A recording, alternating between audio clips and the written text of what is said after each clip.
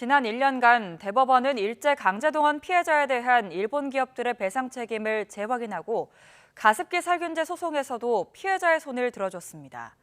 하지만 세월호 구조 실패 책임을 해경지휘부에 묻기 어렵다고 판단하는 등 판결 하나하나에 희비가 엇갈렸는데요. 올해 대법원 주요 판결을 백종교 기자가 정리했습니다. 대법원은 지난 21일 일본 전범기업에 대한 우리 강제동원 피해자들의 손해배상 청구권이 여전히 살아있다고 거듭 확인했습니다. 2018년 대법원 전원합의체 판결 이후 5년 만에 2차 손해배상 소송에서도 피해자들 손을 들어준 건데 소멸시효가 지났다는 주장을 배척하며 일본 기업이 배상 책임을 져야 한다고 못 박았습니다. 일본이 강력히 반발하고 제3자 변제안이란 우회로를 뚫으려던 정부도 곤혹스러운 입장이 됐지만 정작 일본 기업의 국내 자산 강제 집행을 위한 특별 현금화 명령 판결은 차일피일 미뤄 피해자 측 비판도 받았습니다. 지금 대법원에 기록되어 있는 특별 현금화 명령권 선고해야 될 때입니다. 더 이상 미룰 수 없고 명분도 없어졌습니다.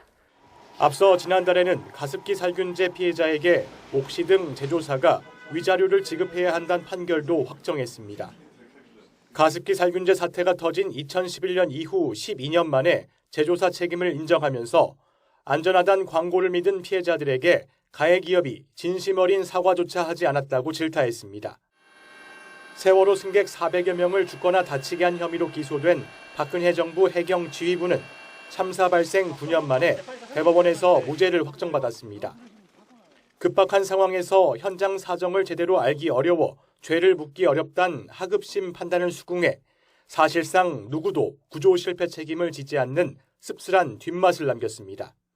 적절한 지시를 내릴 수가 없는 상황이었기 때문에 죄가 없다는 개변 같은 판결을 그 어느 누가 수긍할 수 있으며 도대체 어떤 잘못을 저질러야 죄가 있다는 것입니까?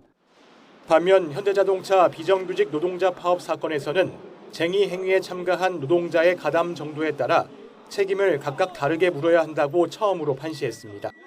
파업 노동자에 대한 사측의 손해배상 소송을 제한하는 이른바 노란봉투법과 일맥상통한다는 평가 속에 정재계 비판이 커지자 대법원은 이례적으로 사법권 독립이 훼손될 수 있다며 부당한 압력을 자제하라고 강조하기도 했습니다. YTN 백종규입니다.